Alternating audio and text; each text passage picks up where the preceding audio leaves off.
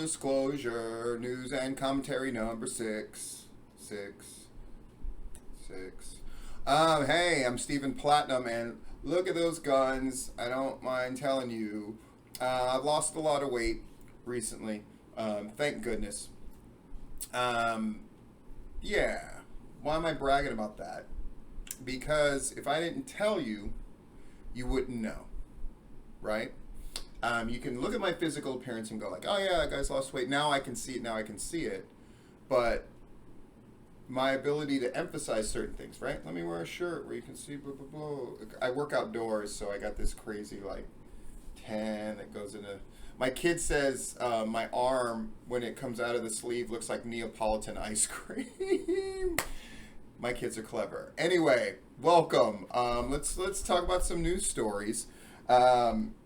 First, I love to start with talking about the shows that happened recently in the Georgia area and what they drew. And I'm proud to say the last group that was the holdout that would not announce its attendance numbers has announced its attendance numbers, and they should announce their attendance numbers, and they should be happy to do it. But let's go through the list.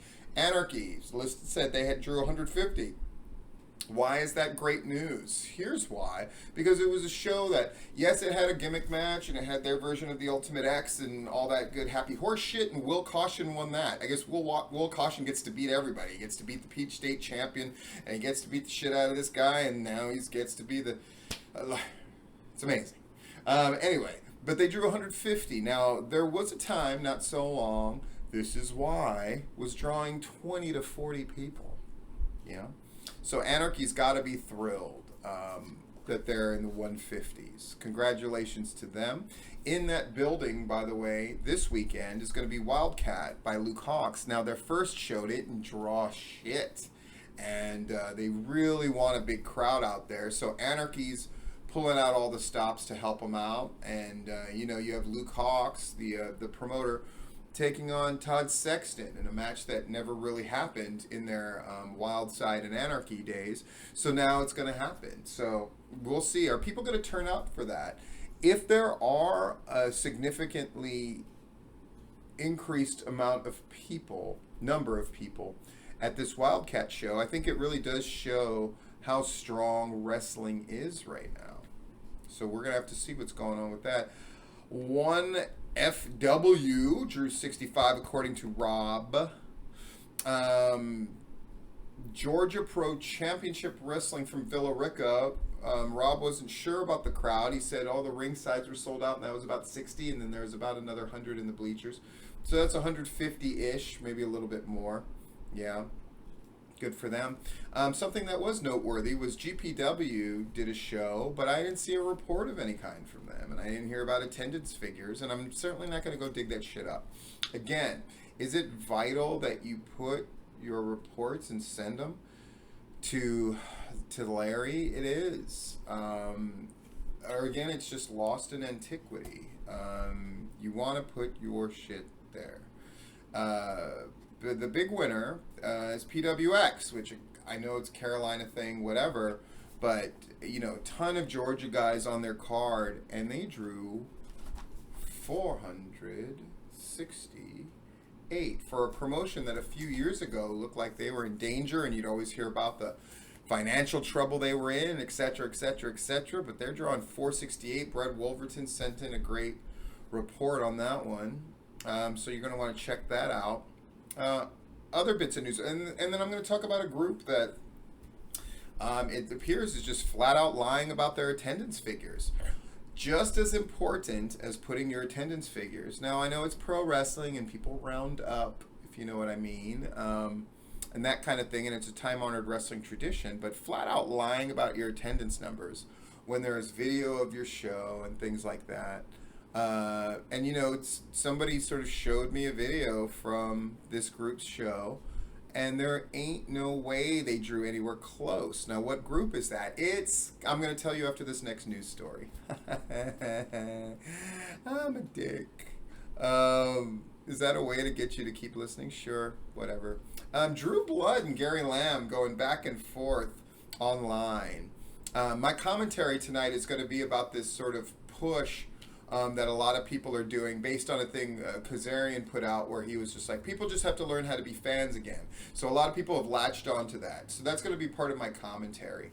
But I think Drew Blood and Gary Lamb going back and forth is really interesting, because Drew Blood is one, everybody's got an angle and an agenda, right? Drew Blood's clearly a Southern fried guy who's a big believer, and so his first instinct is just to sort of naysay it. Something else I think is interesting is how the Scenic City people in particular seem to have some kind of axe to grind with Gary Lamb and Southern Honor. I find that very interesting. Is it because at the end of the day, Southern Honor has taken the shine away from Scenic City? Is it because Action runs in the same town as Southern Honor, and that's a Matt Griffin thing, and he's part of Scenic City? I don't know what Al Getz' axe is to grind with Gary Lamb, but clearly he's grinding it, and Scott Hensley doesn't seem overtly thrilled with Gary Lamb either, even though they're both, very Christian men who happen to be involved in pro wrestling. I find it fascinating, though, and I love it. I mean, it's more fun to watch Titans clash than pretend that they're getting along with each other, right? Another noteworthy item is David Manders puts out these videos, again, shaking the bushes, beating the drum, trying to get people to come to Shindig, as he should. Something I thought was interesting, though, is he couldn't let it slip. A line slipped in there where, again, he was already sort of backing off on the notion of that they would draw a significant crowd. What's that about? Is that his way of mitigating it in case they don't draw over 651 or even 500 as they did last year? Is he feeling the pressure of having to pull a legit number for that show? I just find it interesting because, again, David Manders is not a wrestling person per se. And so he has trouble. He's also not a salesman, right? Gary Lamb is a consummate fucking promoter / salesman type. I think promoter and salesman are two different things, but not all that different. I think Gary Lamb has the personality for it. He has the mentality for it. He has this sort of drive to be that guy, right? David Manders is a little out of his element, and his promos, while appealing to the people he's directly talking to, perhaps, also reveal more. Like, if I was a different kind of YouTube guy, I would take that video and just break it down and break down the body language and break down his, when he slips into different weird turns of phrases that all seem to be mitigating the fact that they draw a crowd. I've been very vocal by saying if they don't draw 651, that means that they haven't really grown. If they don't draw at least 500, then you got to ask yourself what's going on, because if the booking is as tight as they say it is and the crowds are as excited and hyped as they say they are, then why aren't they matching? In this time where wrestling promotions seem like they've done bigger and better than they have in a long time, why can't they match what they did last year? But perhaps they can. It's certainly interesting to see. And they seem to be afraid to shoot the arrow at the target or define what the target is. Certainly Gary Lamb's not afraid to do it. And now it's a question that I ask promoters. I ask Luke Cox, what do you want from Wildcat Show? Because it's no secret that they did not draw very well the last time they were in Landmark. And he said, to his credit, I thought, I left it open because they didn't draw very many people at all last time. So I left it like, would you be happy if you got like 50% more? That was a nice way of saying, this time not 40 or 50, right? And he was just like, my guys are used to playing in front of packed houses in New Orleans. I want them to play in front of a packed house in the Landmark. And I was just like, great. Now, will they get it? I don't think there's any way they get close to a packed out house. But he was honest about his goal. I hope they get there. All right. Speaking of crowds, Viral Pro, for their last tournament show, is claiming 325. 325 people. That's a lot, right? Most crowds, I think Rob on Tipping Point, and the last Tipping Point was really good, by the way. You should listen to it. Yeah. Was right on the money when Rob said, you know, right now you're looking at an average crowd of like 150, 200 means you're doing pretty good for most promotions, and other promotions are doing 250 plus. That puts you in a different category. That was his implication, and I think he's right. I think if you're in the 250 plus club as a regular thing, you're doing really good. So Viral Pro drew 325. Fuck they did. The fuck they did. You look at that video from the show, people who were at the show, who I sort of reached out to confirm or deny, you're looking at 100. Folks, you can't draw 100 and claim 325. That's asinine. Who the fuck are you? Now, if somebody from Viral Pro wants to reach out to me or reach two fingers out to me, great. But from what I saw, it was 100, which is what it is. But to claim 325 when you're drawing 100 is just fucking stupid. Look, we all know that the crowds you draw is an indication that it's a scoreboard and all the rest of that stuff. But lying about it and then being caught in the lie just makes you look foolish, right? Don't do it. I think it's stupid. And Viral Pro is funny because it's a group that at first I didn't like because they tried to stuff the ballot box for the Georgia Wrestling History Awards a few years back, and so that left a sour taste in my mouth. I think people who petition for votes for the Georgia Wrestling History Awards are shit, and I'll say that again. You're shit. And you're saying, well, Steve, you used to do it. No, I was the opposite. Sometimes the wrestlers would put things out amongst the PCW people. Guys, we got to make sure we stuff we got to make sure we vote for our guys and nominate our guys. And I would say, don't do that. Don't besmirch the integrity of those awards. Hear me, understand me. Right? Those awards, you should be the true sign that it is your year and that you have conquered. It's not that you have to campaign, but that you are inevitable.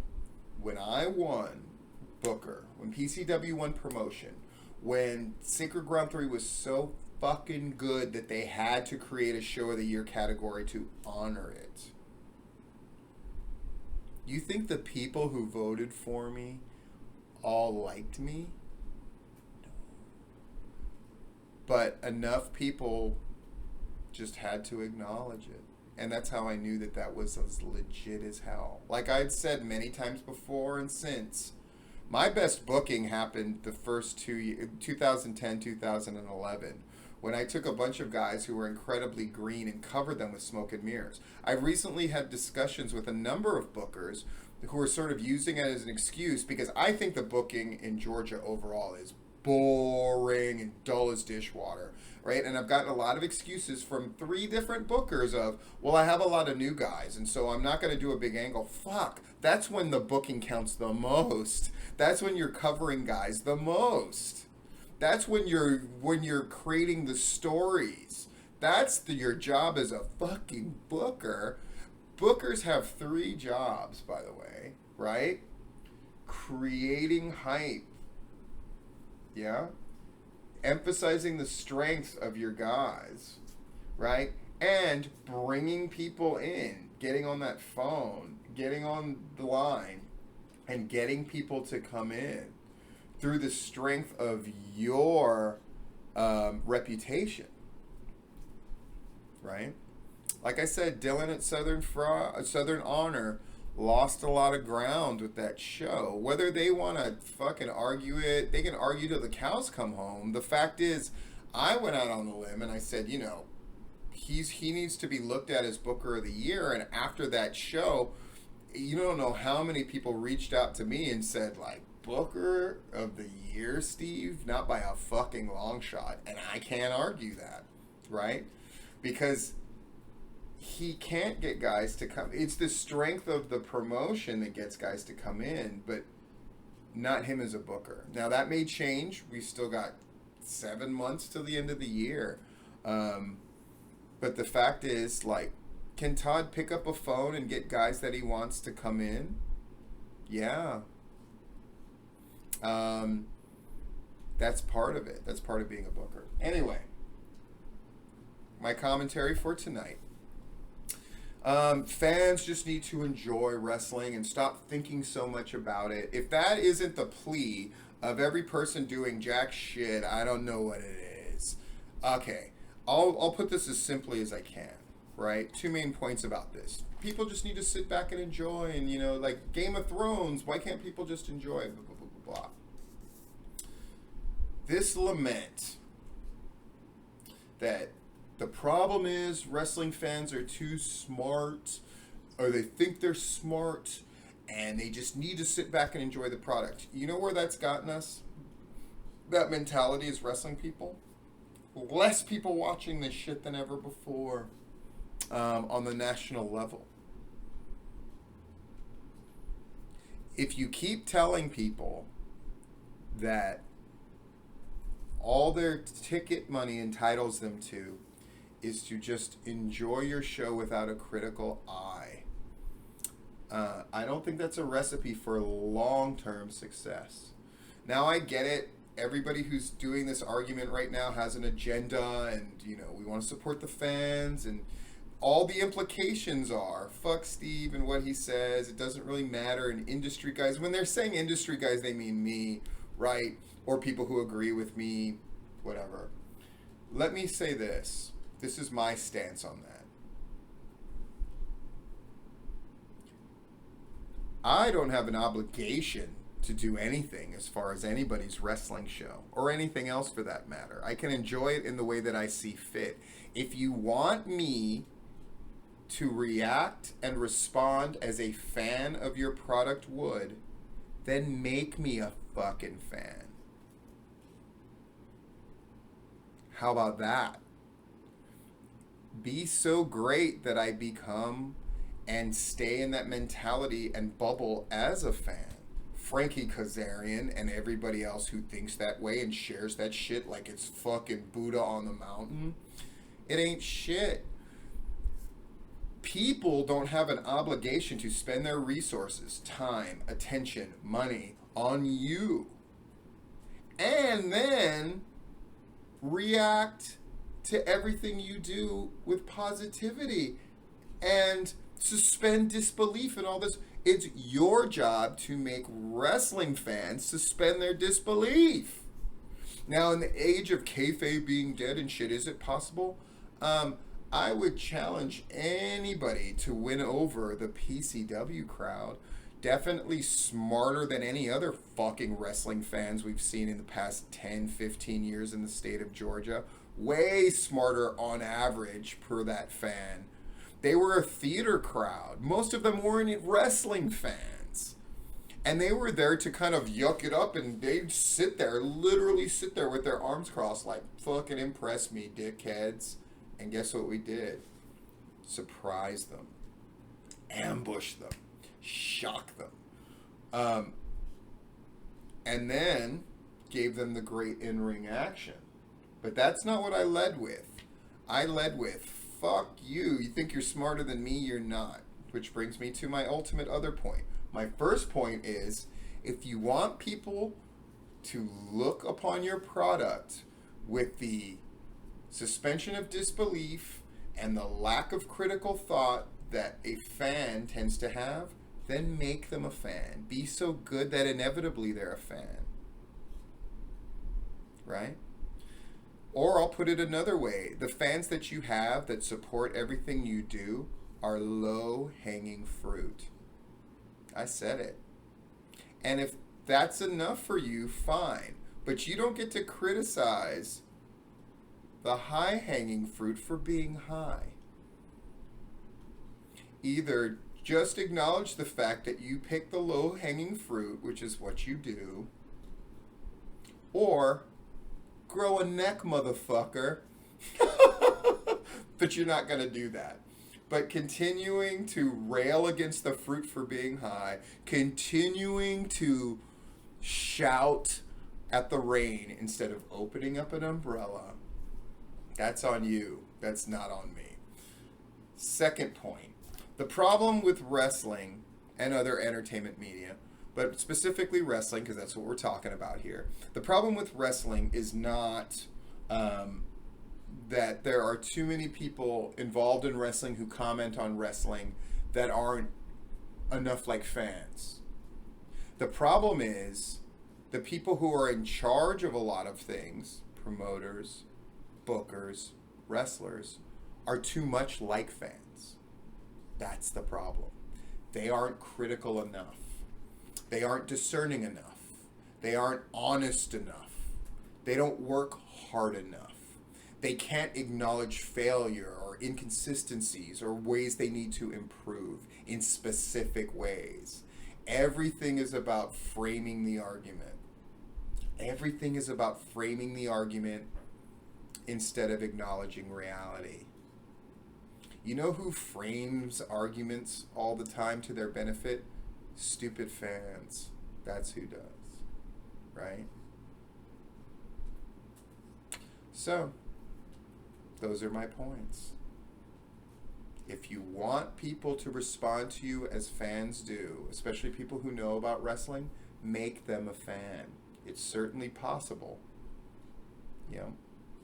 And the problem isn't that people who are involved or have been involved in wrestling aren't enough like fans. The problem is the people who are in charge now are too much like fans. Thank you for watching. Full disclosure.